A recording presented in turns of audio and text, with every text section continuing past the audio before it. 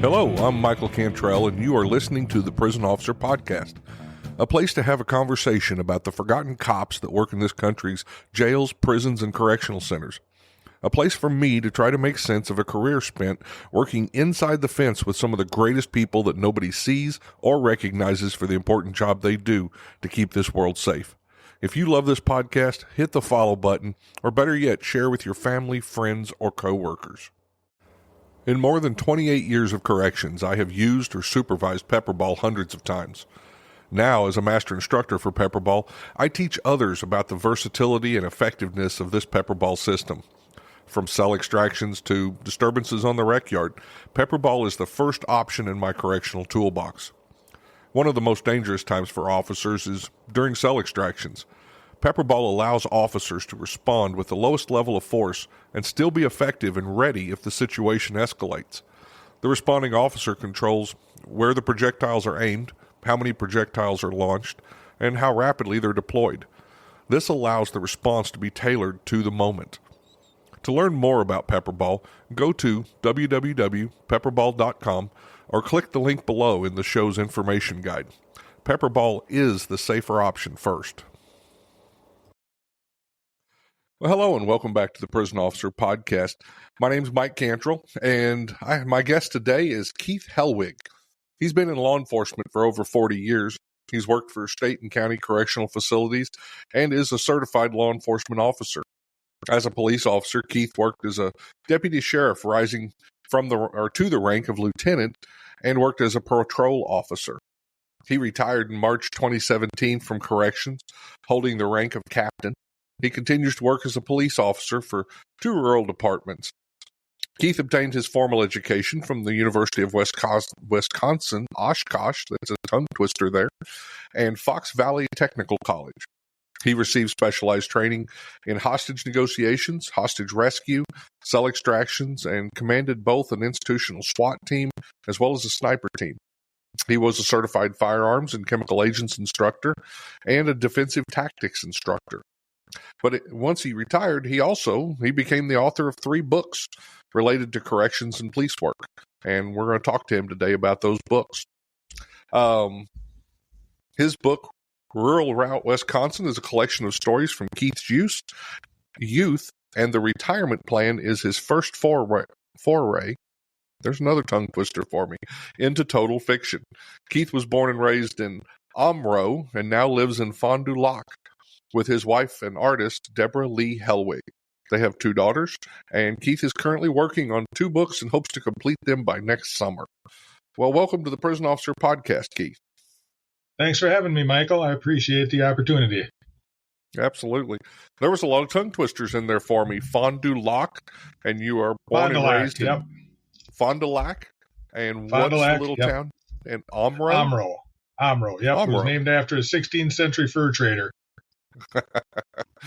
Well, I like to start at the beginning anyway, so tell me about being born and raised in Omro and, what your life was like when you were younger. Well, Omro is a rural community. When I lived outside of town in the country, about 5 miles away from Omro. Omro itself had about 1,000 people, pretty small. When I was 10 years old, we moved out to Seattle for a few years, and then we came back to Omro after that. And I ended up, graduating from school and all that. It was a rural community, it was, it was back in the 60s. I'm an old fart, so it was back in the 60s, and things were a lot simpler then. We didn't seem to have all, pardon me, we didn't seem to have all the racial animosity. We didn't have all the political problems. We didn't have social media, which jammed it down our throat 24 hours a day, which was great. Right. You could live in a simpler world, and I had a pretty good upbringing. It was a small family, but my grandparents lived there. They had a farm, and just a rural country boy, basically. Yeah. And what did your father do for work? My dad was a tool and die maker for Rockwell International.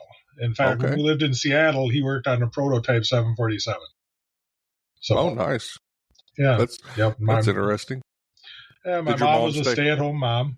She was a stay-at-home mom. She did work in a factory for a few years, just for something to do, more or less. So. Sure.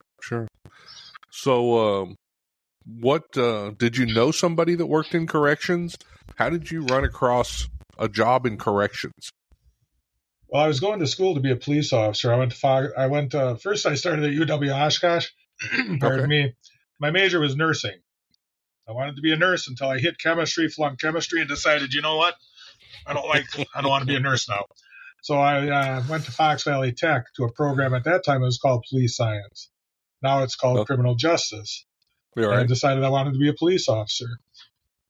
And part of the reason for that was I'd grown up with a respect for law. And also part of the reason I had trouble with the local police chief when I was growing up. For some reason, he and I had a personality conflict.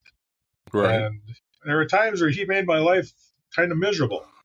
So I just decided, you know what? I want to go into that business to help people. I don't want to go in there to make people miserable. So anyways, I went through Fox Valley Tech. I was on the hiring list for the Oshkosh, Wisconsin Police Department. I took all the tests. I got on it. I was the next person to be hired, and I don't wish this to sound misogynistic or anything else, but affirmative action kicked in, and even though I was the next person to be hired, they were required by a court order to give the next 5 positions to females. So it bumped me off the list. Yep. Well, I'd gotten married in the meantime. I married young. I was 22, and I needed a job, so I was working at a foundry. Well, then I got the call from the Department of Corrections. I put my name into the Department of Corrections. And I started out working in a medium security institution. And through the time I was there, it was just something that I really enjoyed doing. I started out, worked my way up to sergeant, lieutenant, captain, and it was just something I enjoyed doing. Sure. Well, around 10 years into my career, longer than that, 17 years into my career, the opportunity came up for me to attend a local police academy, or a state police academy, I should say. And the opportunity arose when the local sheriff's department contacted me, and they hired me to work for them part-time, but I needed to be certified. So they sent me through the academy, and then I started working as a police officer part-time while I was working in corrections as well. Right. Well, let's back up a little bit. Sure. So you said you had a little bit of trouble with the local police chief, and you don't have to get any farther into this than what you need or want to, but what was that? I mean, you had this idea of what law enforcement should be like, and what was he showing you? What was going on there? Well, it was a small town, and he had gone to high school with my brother. My brother's 8 years older than I am. Okay. And I think that it came from animosity he had toward my brother, that me simply being a Hellwig, because he didn't get along with my brother, decided, that he was keep kind of a close eye on me. Yeah, using his position to try to get back or try to get even, huh? Yeah, I don't know if it was that, but yeah, kind of. It seemed like that to me anyways. Right. So and if I talk to him now, I get along great with him now. Because I've been in law enforcement and corrections for 40-some years now, I get along great with him. Sure. So was anyone in your family in law enforcement or corrections? Not at all. Nope. Not at all. Okay. Nope, just me. Oh. So you go to school, you're going there to the tech college and getting your qualifications there. You said you applied, once you didn't go to the police department or sheriff's department, you had to put an application in with corrections. So what made you do that? Did you think at the time that corrections was a stepping stone to law enforcement? Did you look at them as different, or were they all the same in your mind? My opinion now is that corrections is definitely a part of law enforcement, and I will argue that point with anybody.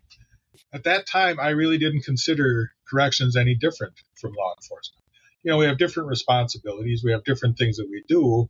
But the main thing with both of them is dealing with people. And you're dealing with people in a less than desirable circumstances in the majority of the time. So I really didn't consider corrections all that different from outside law enforcement. So correctional officers in Wisconsin, are they looked upon as law enforcement officers? Do they have law enforcement powers? No, they don't. They don't. But it's kind of unusual because a lot of the training that we receive in corrections is the same training that we receive as law enforcement. For example, when I was a defense tactics instructor, I taught the principles of subject control. It was the same exact program that law enforcement was taught, but law enforcement gave it a totally different name. But other than that, it was the same exact program. Yeah. And we had the same weapons qualifications. There's a lot of similarities, that people don't even realize or think about. And I know in Wisconsin, for example, I provided training to the Wisconsin State Patrol on crowd control. Mm-hmm. When I was commanded a sniper team leader, I had the city of Fond du Lac, the county of Fond du Lac, and a couple other rural departments come out and train with our sniper teams. Sure. So, there was a cooperative atmosphere between corrections and police work at that time. Well, that's good. That's good. That wasn't that wasn't the way it was for me. When I was with the Missouri Department of Corrections, I was on their statewide tactical team. I was certified in rappelling. I was certified, we did night shooting. I had all the same qualifications that a tactical team operator at that time would have with a law enforcement agency, but we weren't law enforcement. We were corrections. We were looked at completely different. As a matter of fact, I remember during that time I applied with the National Tactical Officers Association and the NTOA, and they denied my application. Even though I was on C-STAR is what it was called, Corrections Special Tactics and Response Team. Even though I was on that team, they wouldn't let me in the NTOA back then. So that's why I always ask those questions. I'm interested in what you saw. So that's good that you had that cooperation. When I was on the tactical team in Wisconsin, every year they would have the Association of SWAT Personnel convention. And we were always invited to go to that convention. We were always invited to that conference. Oh, nice. And years ago, Oshkosh, Wisconsin was the big party school on St. Pat's Day. And it actually resulted in there being riots because of the students that came in. And there were a couple of years there. There's a correctional facility in Oshkosh, and I was working at the correctional facility at that time, that they contacted us to send our tactical team out there for crowd control. Right. So our team was out there on the front line with the police officers, because the one thing I found out is nobody knows crowd control better than a well-trained correctional team. Nobody. Absolutely. And up until recent years, probably in the last 5 years, most law enforcement didn't have, a chance to experience it. If you were experiencing large disturbances with large groups, you were probably working in a prison. Exactly. When we were teaching it to the State Patrol, I was just amazed that they didn't know any of the tactics. They didn't know formations. They didn't know what a wedge formation was. Right. Echelon right, echelon left, the skirmish line. Yeah. Those are all things we taught them over the course of a week. Now, I don't know if they have included it in their curriculum since then. Yeah. But, it gave me a good opportunity to understand where they were coming from, too. Oh, absolutely. I know that during Ferguson and the Chauvin trials and stuff like that there were a lot of people I knew in corrections who were asked to come, and teach law enforcement agencies, who had a baton and they had a helmet and maybe a shield in their trunk, but they didn't do that yearly. They weren't trained in it on a regular basis. Well, and speaking of that type of training, I think it's unfortunate that corrections has gone away from a lot of that training. Yeah. I know my last couple of years in the tactical team, we were teaching room clearing and things like that, armed room clearing. Well, the fact of the matter is, I've been in 2 major disturbances now, and I didn't carry a firearm in either one of them. Right. We used our crowd control tactics, and I think that's something that a lot of correctional institutions need to get back to. What they need to realize that they are not a SWAT team per se, that weapons aren't their primary focus. In a prison, your primary focus is control, and that control can be done without weapons in most cases. Now, I'm not talking, you're going to want tasers, you're going to want pepper ball, you're going to want OC, things of that nature. Absolutely. But in correctional institutions, you don't take lethal firearms in there. Very rare. First riot I was in, they did have them because it was a pretty bad riot, but that's a rare occasion that you're going to see lethal firearms inside of a correctional facility. Yeah. Great point. I dealt with that several years ago, disturbance control team, and it's more fun to go do the room entries and act like the SWAT team that you see on TV, but it's a disturbance control team. You need to be able to work a crowd. You need to be able to know your munitions up and down, and so I had that same argument where I worked also. That's interesting. So, I mean, it's been a while ago, but you walked into a prison that first time, and what do you remember of that first day, that first week? What stood out? When I started, I started in 1977. Wisconsin did not have a corrections training academy at that time. You received all your training at the institution you started at. We received 6 weeks of classroom training. Then after that, we received another 2 weeks of on-the-job training. It's job shadowing other officers, things of that nature that you're put on your own. Well, I was on third shift. I was 22 years old. I'm this rural Wisconsin boy, right? And I'm thrown into a housing unit with 44 inmates. Out of the 44 inmates in my housing unit, I think 26 or 28 of them were black. Now, the only contact I'd had with black people growing up, my uncle owned a motel and rented out fishing boats, and we didn't have any minorities going to our school. So I was thrown into this atmosphere all of a sudden where I'm in a unit with 44 convicted felons, and I'll tell you what, I was scared shitless my first night, because you're in there with these people and they know what's going on, they know how to play the game, and you've gone through 8 weeks of training, and it really doesn't prepare you for what's going on. And as well as I do, they're going to test the living hell out of you when you first walk through that door. So, yeah, I got tested. Luckily, I made it through, and I was able to make a career of it. But, yeah, I was shaking a beagle crap in a peach pit the first couple times I worked. Right. So. Yeah, it's that fear of the unknown for some of us that first time we walk in. We didn't grow up in that type of arena. So no, not at all. Yeah. No. So tell me about being a correctional officer. What did you learn during that time? I learned how to talk to people. I learned how to deal with people. I learned how to defuse situations, de-escalation tactics. I learned how to use force when it was necessary. I learned how to use the amount of force that was appropriate for any given situation. 99% of being a correctional officer is talking. Learning how to talk to people. Sure. And that goes right into another thing that I'm firmly convinced of, is that the best cops I know started out in corrections because they know how to talk to people.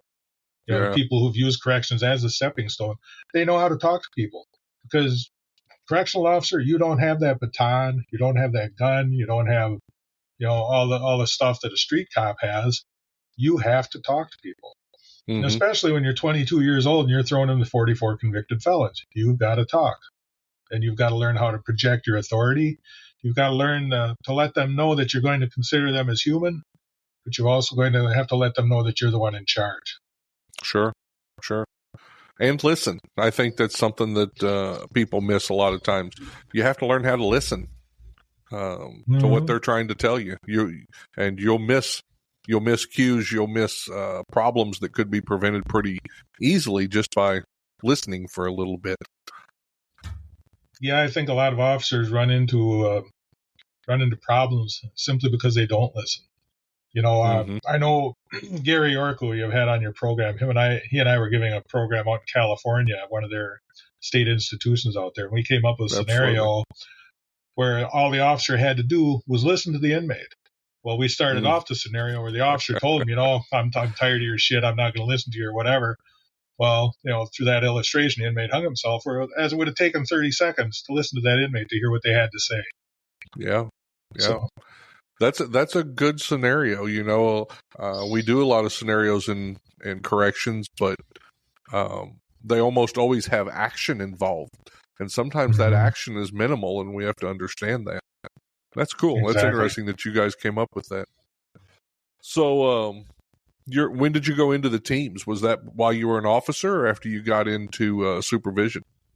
No, and as an officer, I'm 6'4". Right now I weigh 250. At that time I weighed about 220. The years have been good to me. Yeah. But I was something I was always interested in. I grew up, my dad was big into firearms, so I grew up shooting. I grew up knowing a lot about firearms, things of that nature. So when the opportunity came for me to apply to the emergency response unit with the state, I applied to it. And I'd say I probably had about 2 years in when I got on the emergency response unit.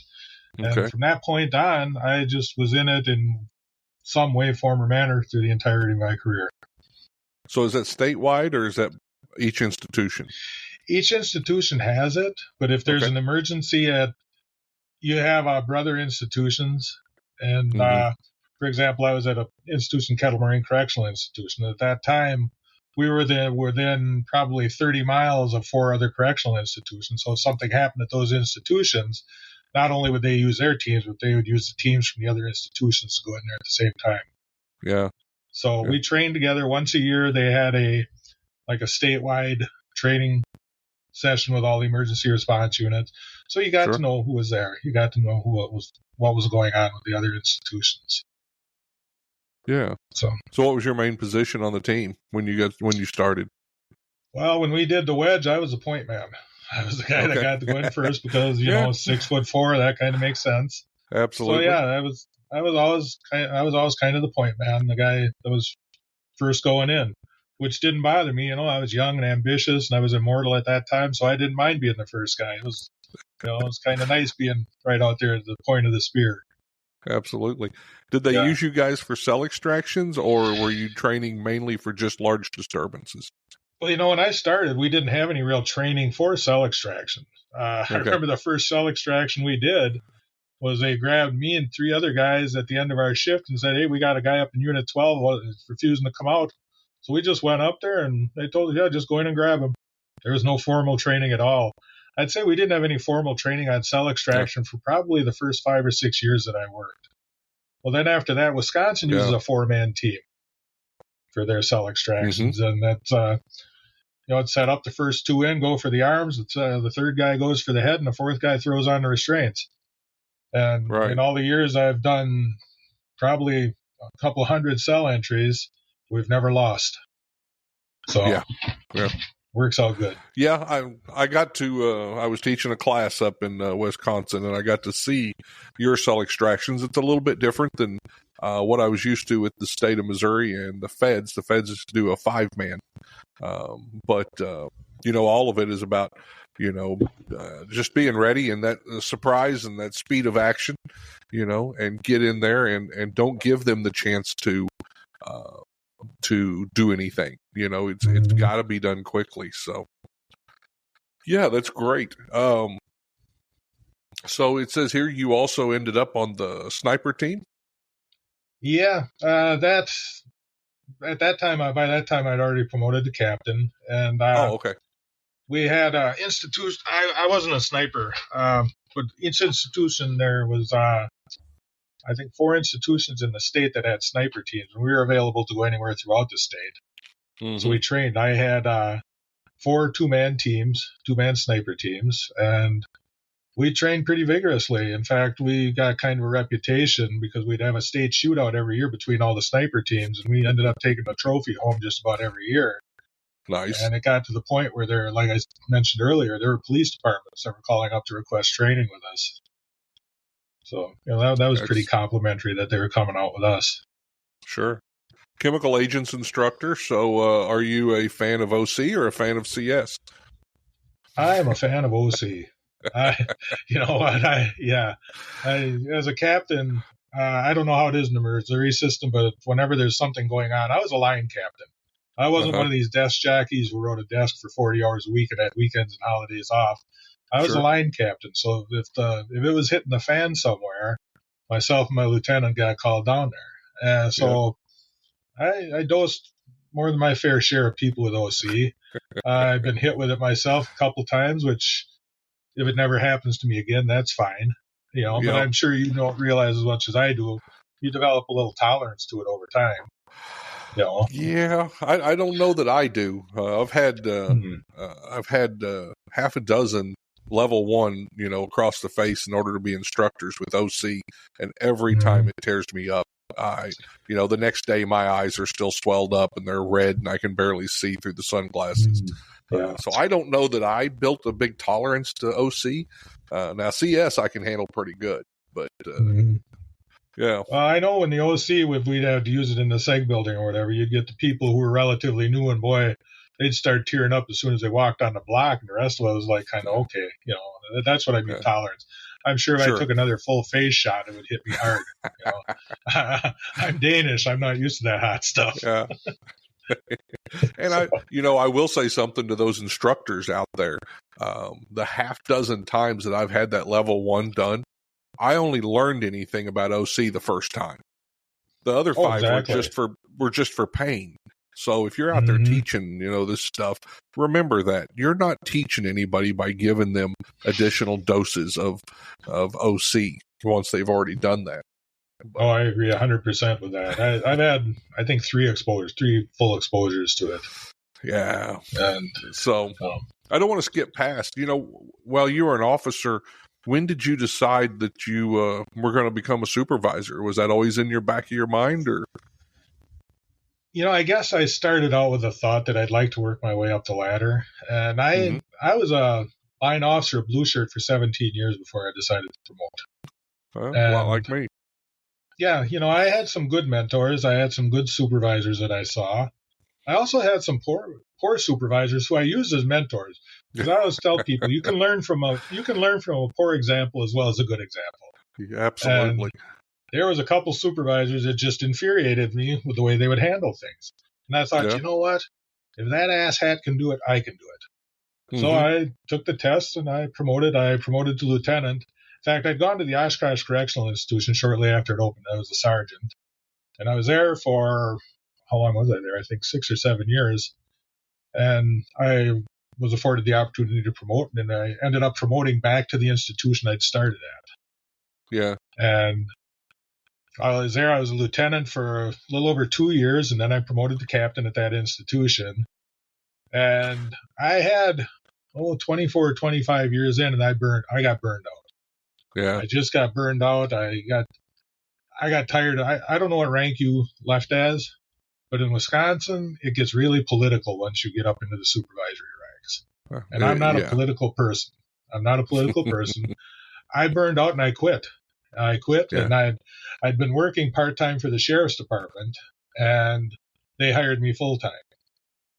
So it was just a transition going from the state to the county.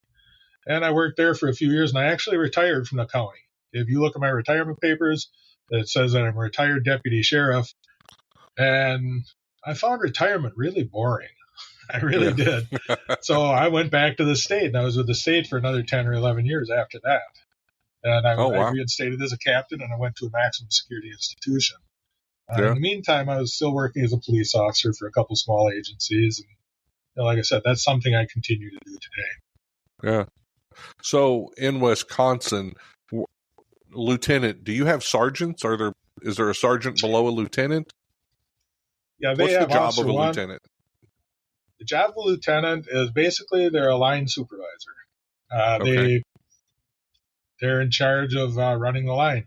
Now, I was out in Gary York, and I were out in California a few times over the past couple of years.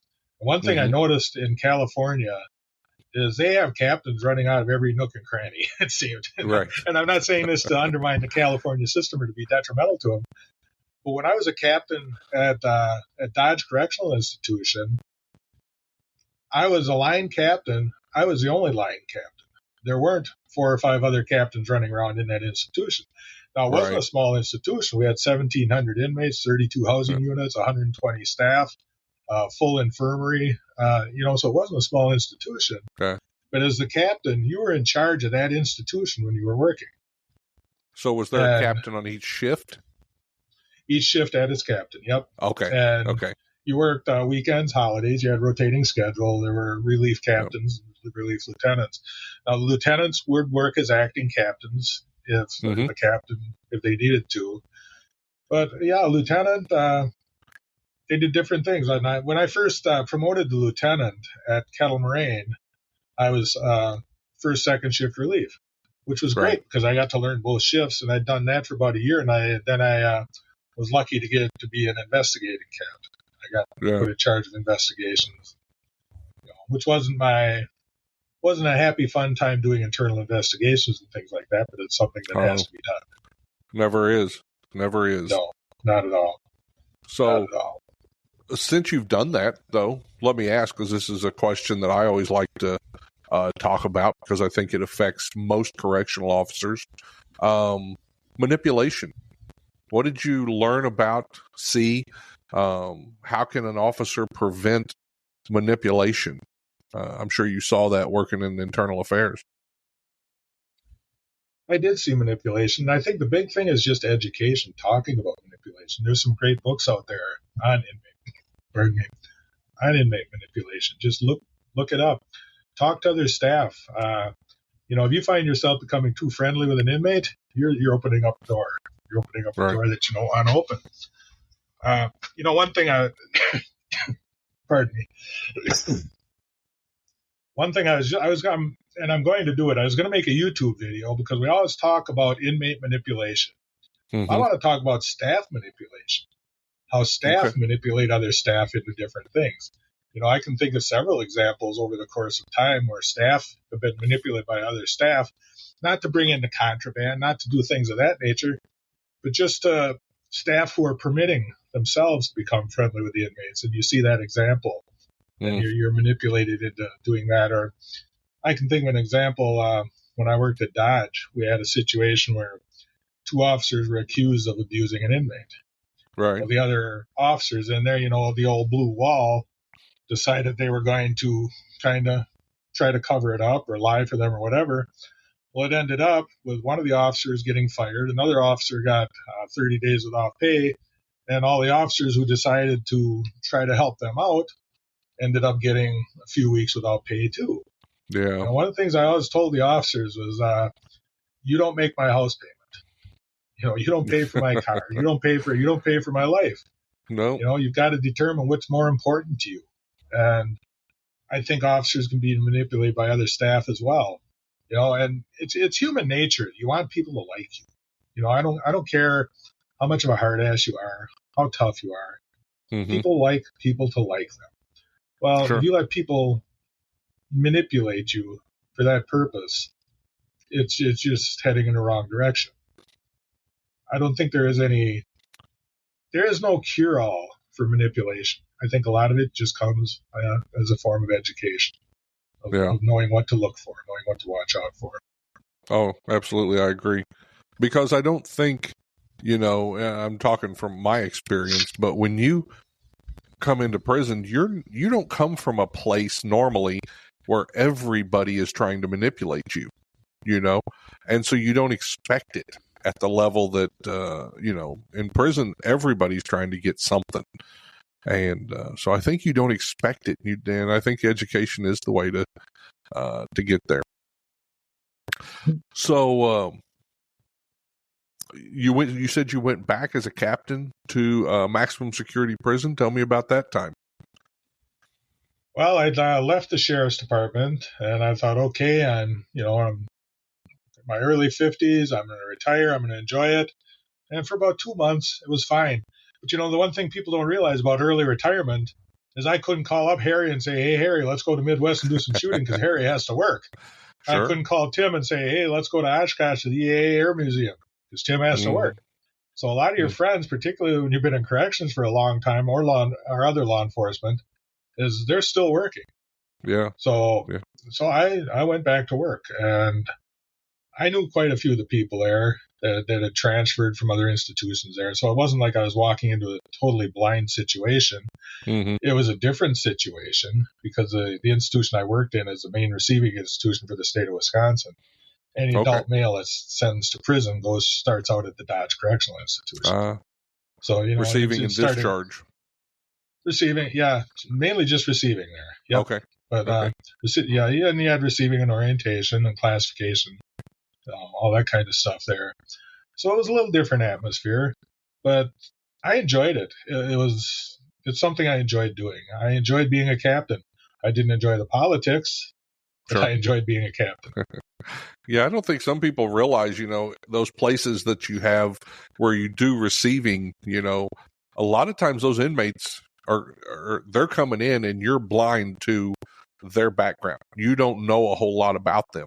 Are they a drug addict? Are they violent? Are they, whatever they brought with them? And sometimes we don't know that for maybe a day, maybe a week, maybe a month. Some of it we learn as we go.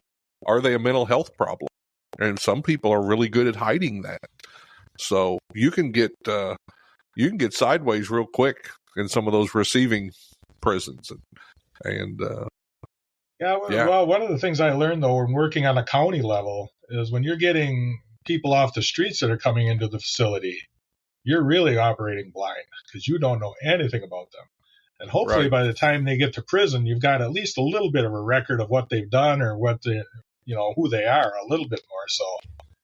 But it was always kind of funny because when I worked at the jail, I was the assistant jail administrator and I was a juvenile superintendent. And we started getting state inmates in. The state was overcrowded, so they were paying the county jail I worked in to take inmates. The deputies were scared to death of the state inmates. And I sat them down as a group one day and I said, you're worried about these state inmates that are coming in here that have 10, 20, 30 years time. They know they've got 10, 20, 30 years time. I said, but yet you have inmate Barnes mopping in front of the control center who hasn't been sentenced yet for 2 counts of murder. Which one's going to be more dangerous, a person who knows what's going on or inmate Barnes? And I think the light finally went on to him. Yeah, you're absolutely right. We don't know these guys. Yeah. What they might want to do to get out of that sentence. So it was just interesting perspective. Both working corrections, but different sides of the same coin. Sure. So during your career here, what's some of before I move on and talk about some of your writing, what would you say is your biggest leadership lesson that you learned coming up through there? Because I know, as a lieutenant and as a captain, you were supervising, you're having to show leadership, you're taking people, an entire shift at times. So what did you bring out of that? Well, some of my philosophies, one of the philosophies I had was lead from the front. Mm-hmm. Lead from the front, lead by example, show them what you want them to be. Another thing, I never expected my officers to do something I wouldn't do myself. When I worked at Dodge Correctional Institution, if we received a busload of inmates that needed to be stripped in, I didn't have a problem standing in, stripping down inmates. There are other supervisors, it's kind of like, I've been there, done that, I'm not going to do it again. Another one that I was really one of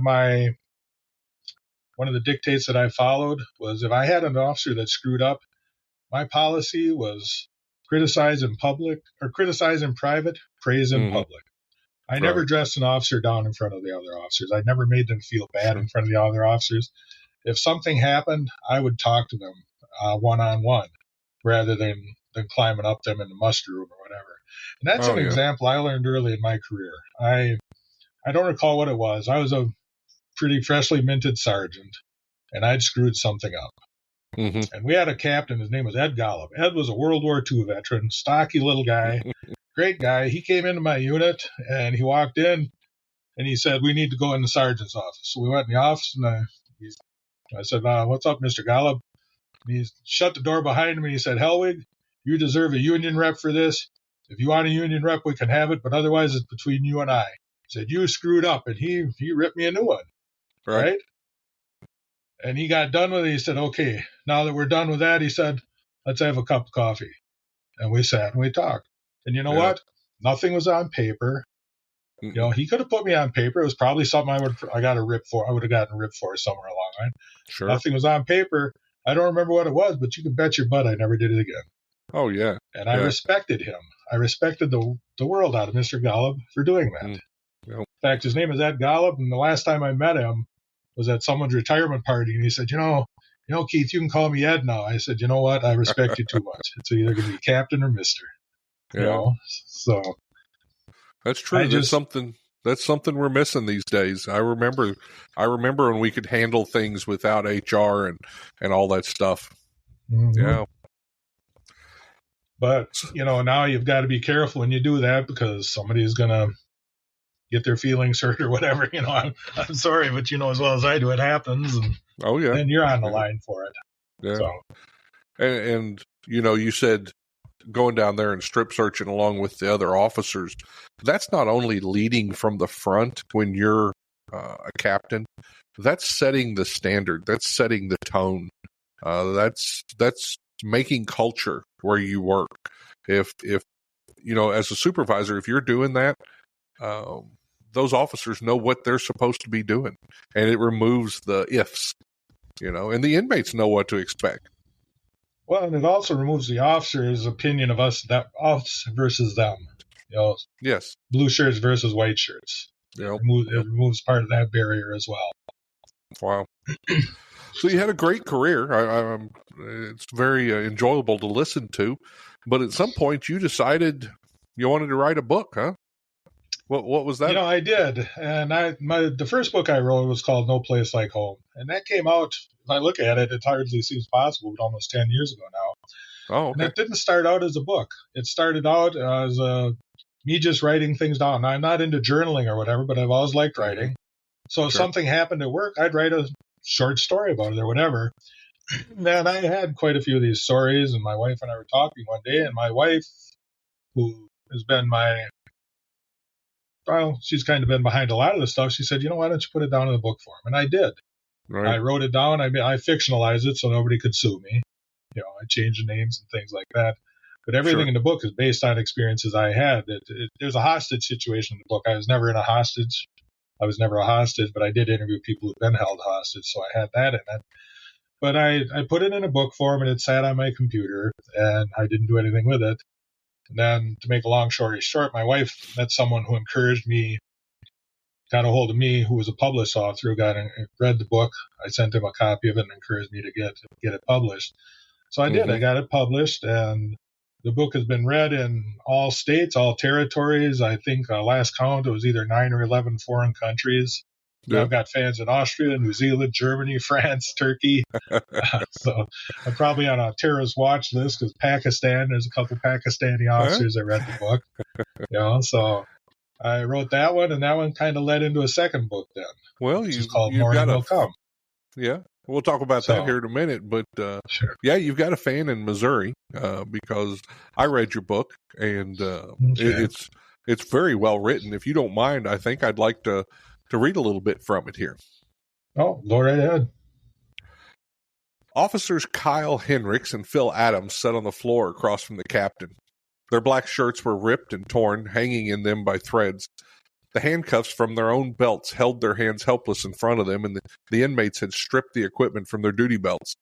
They stared vacantly at the floor, avoiding the appearance of challenging cue ball. Kyle Hendricks was 21, and today was his first day after training. It will likely be his last, the captain couldn't help thinking. Even if he lives, who's going to want to come back? Adams was a couple of years older than the captain and had been before Wilkins, the captain's right-hand man. The captain couldn't tell if either of them had been injured in the takeover, but he knew that things would get a lot worse, and he silently prayed that they would all make it through. Cue Ball stood silently by the door, his eyes traveling sternly from one captain to the next. But the captain could see that he, too, was afraid. If we have anything else in common, the captain thought, at least we share fear. With Golden, wherever she was, the inmates had at least 4 bargaining chips. Because the captain was the highest ranking, the inmates would assume him to be more valuable. The truth was, all rank evaporated in such a situation. The administrative hotshots were probably crapping their pants, worrying about how the crisis would affect their careers. The warden, who had never worked a day of security in her life, was probably wishing she were back in her old job running the commissary. Thorson was no doubt strutting around issuing orders like Mussolini with O'Malley hot on his tail, ready to approve the decision that he may have made. The captain took no comfort in the thought of them, but he knew that his world was falling to pieces. The hostage rescue team, people he had trained and worked with, were gearing up. They were preparing for battle. Bergman, Murphy, Dern, Zelke, Murphy, Warinsky, Hoover. These he trusted. Each would be donning black combat uniforms, lightweight stab vests, and knee and elbow pads. They would be stuffing their pockets with flashbang grenades, nylon flex cuffs, extra magazines for the assault rifles, and in Bergman and Murphy's cases, extra shells for the 12-gauge shotguns. They would be checking their duty belts, Beretta pistol, 2 extra magazines, OC pepper spray, batons, gas mask, and a flip blade knife. Roland Halfbeck, as the team leader, would carry an M79 grenade launcher. The team would fire gas and flashbangs into the building, and Sergeants Murphy and Bergman would greet anyone who blocked their way with a blast of 12-gauge 00 box shot. The team would shoot those inmates who resisted and cuff those who didn't. They would rush the hostages to safety safety and then care for the injured or dead inmates. Ideally, that is. So, very well written, very, I can picture myself. I've had some of those instances, not being hostage, but, being involved in the tactical aspects of it. And it's very well written, very to the point. Like I said, a lot of it's based on experience. The lead protagonist or antagonist is Leon. And he is based on an inmate that I did pull who set himself on fire and I was involved in. And he did hate me and he did vow to kill me. So, yeah, that character is based on a real person. Every one of those officers that I mentioned is based on a real person. And I could tell you the real name of everyone. And a couple of them have said, that's me, isn't it? And I said, nope, everybody's fictional. It's fictional. But they know. Fictional. And, I tried to write it to be realistic. One of the reasons I wrote the book, too, is because I got tired of seeing shows like Orange is the New Black, Prison Break, Alcatraz.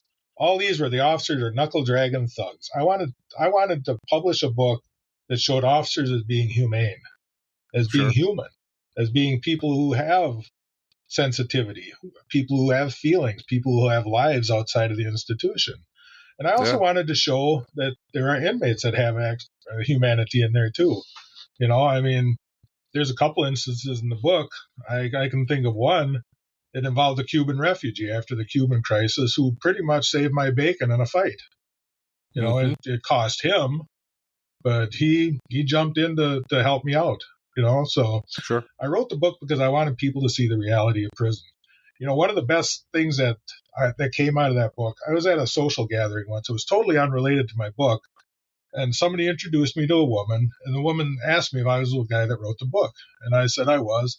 And this woman grabbed and gave me a great big hug. And I said, that was nice. What was that for?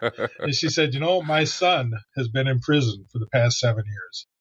She said, and for the past 7 years, I haven't been able to sleep at night because I don't know what's going on with my son. She said, and my friend had me read your book.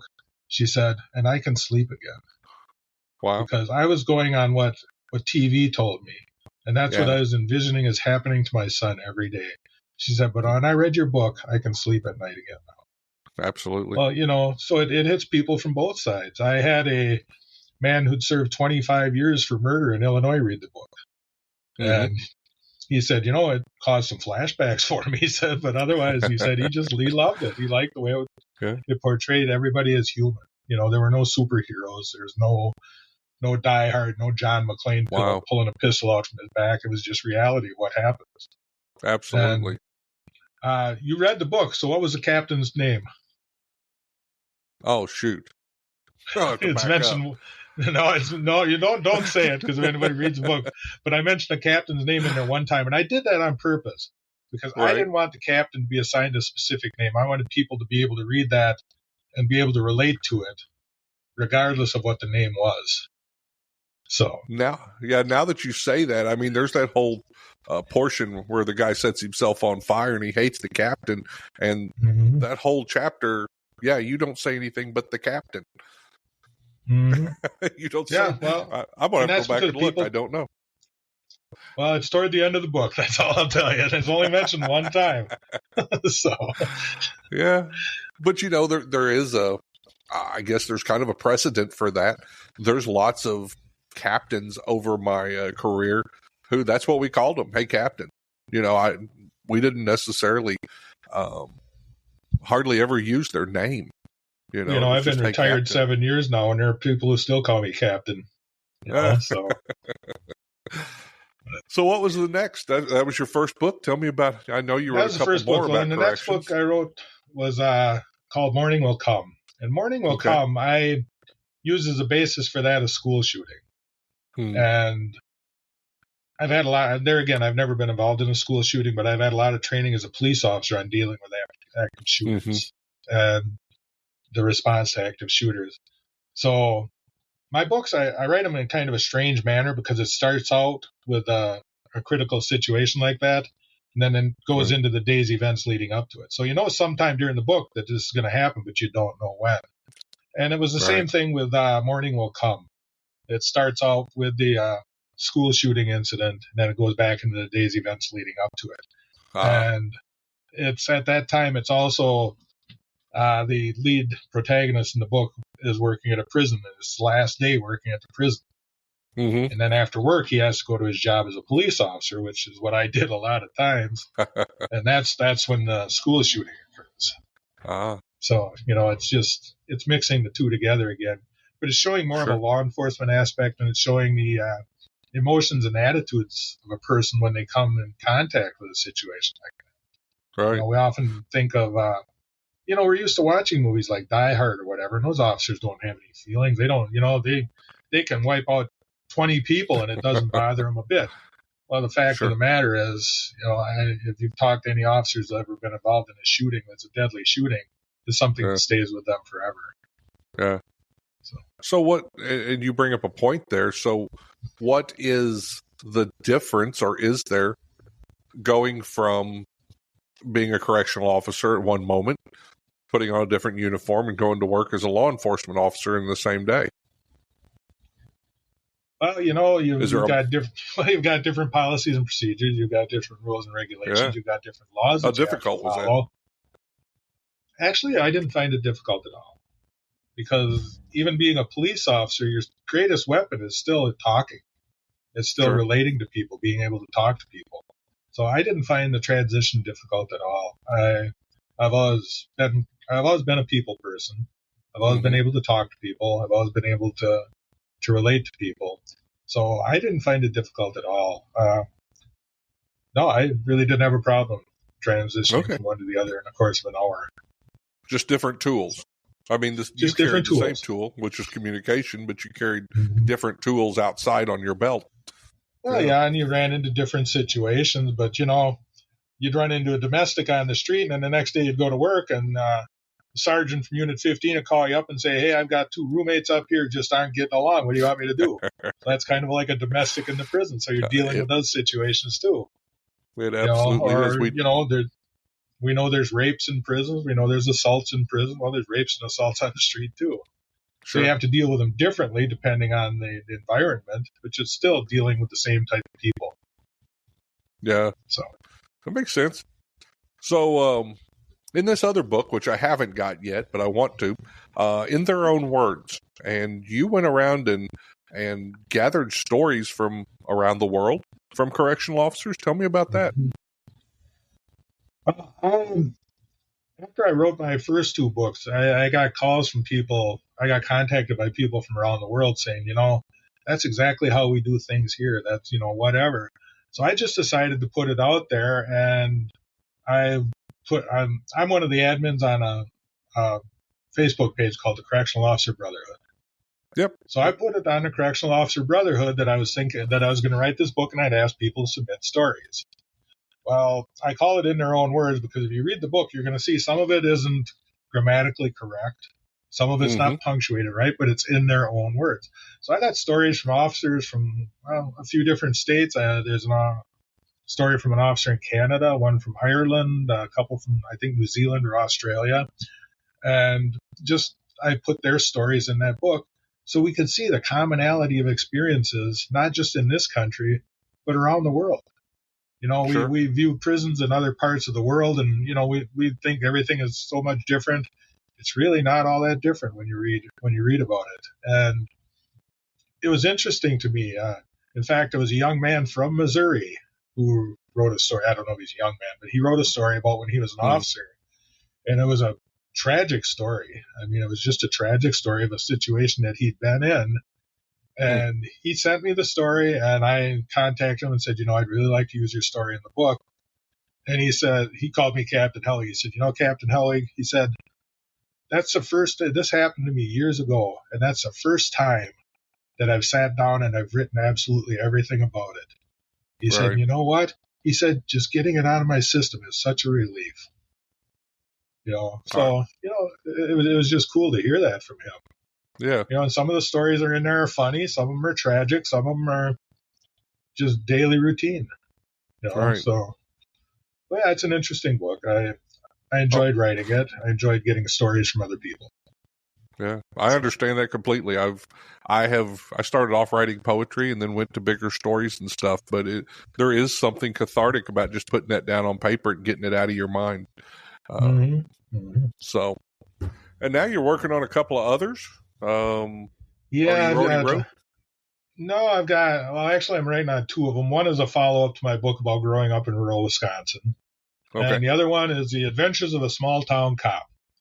Because the places I worked, other than the sheriff's department, I worked in a little village called Campbellsport. Campbellsport had about 1,800 people. I worked there for about 15 years. Right. Then right now I work in a place called Oakfield. Oakfield is about 6 miles from my home. There's probably 1,000 people in there. They don't have a stoplight in town. It's just a small town.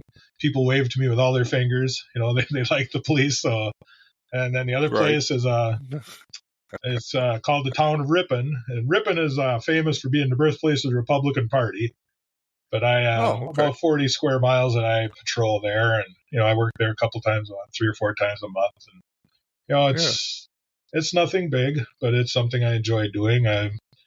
But over the years, there's a lot of things that happen, even in a small town. So, and it's not no shootouts, no murders, anything like that. It's just things that happen. So. Well, Andy Griffith's show ran for how many years? Exactly. Yeah. But I don't keep my bullets in my pocket though. So there you go. Yeah. Well, it's been a pleasure talking to you. Where can we find these books? Are they on Amazon? You can find them on Amazon. If people want to get a hold of me on Facebook, I'll send them an autographed copy. I'll be honest with you, Amazon's really a ripoff. They'll sell my book for $16 and I get $2 out of there. But, it's out there. They're on Amazon. Yeah, just look up my name on Amazon and it'll list all the books there. And if you get a chance, I've also got a YouTube channel, Cops Corrections. It's just called Cops Corrections, and I talk about different things that are happening in corrections or different, just different stuff going on there in law enforcement. A lot of times I'll talk about the relationship between the two of them. Yeah. So I've been doing that for a few years now, and I've got a couple thousand people that watch it or look at it. But nothing big. I'm never going to become a major social influencer, which is my intent. But I don't know if that's why we're into this. Yeah, but if they want to look up the books on Amazon, feel free to do so. They might even run special prizes. So I'll put the links into the info below the podcast here. Do you have an email that you want to leave for them if they wanted to contact you? Yes, they can contact me and make sure that they put down the subject of being books. Because otherwise, if I just look at the name and don't know it, I'm going to eliminate it. But my email is keith758@charter.net. Okay. So and I will get that put into the info. Yeah. Okay. Well, it was a pleasure. Generally, like I said, they can look at them on Amazon. I generally sell them for a couple bucks less than Amazon. Excellent. Yeah. We'll get those links put in there so people can get a hold of you. And thank you for coming on here and sharing your story. It's quite an interesting trip and a legacy that you're leaving. Or you have retired completely, right? No, I'm still working as a cop. No, still working. No, I'm still working. Yeah, I'll retire someday, but not today. Not today. Ain't that day. Today ain't the day. No. Well, you be safe out there and keep your head on a swivel. I will. And Michael, I want to thank you for promoting our profession the way you are and for giving me the opportunity to come on your show. Absolutely. And maybe we'll get to do it again someday. You have a great day. You too. Take care. I would like to take a minute to thank one of our sponsors that make the Prison Officer podcast possible. Omni RTLS is a company that I've been working with for the last year. I am proud to be part of this team of correctional professionals who have developed the best real-time locating system on the market today. With Omni's real-time location technology, you automatically know the accurate locations and interactions of all inmates, staff, and assets anywhere in your correctional facility, and you have this information in real time. Omni is cutting-edge software for today's jails and prisons. It is the only way to monitor every square inch of your facility while still being PREA compliant. Go to www.omnirtls for more information and to make your facility safer today. That's www.omnirtls.com. If you enjoy these podcasts, the best way to support the Prisoner Officer Podcast is to share these episodes with your friends or family on social media. Let me invite you to visit www.theprisonofficer.com. If you haven't already, check out the Prison Officer Podcast on Facebook and click that little follow button. Or leave us a message, or better yet, leave us a review. And if you're listening to us on Apple Podcasts, Google, or Spotify, please click the subscribe button. Until next time, I'm Mike Cantrell. Watch your back, and please take care of each other out there behind those walls.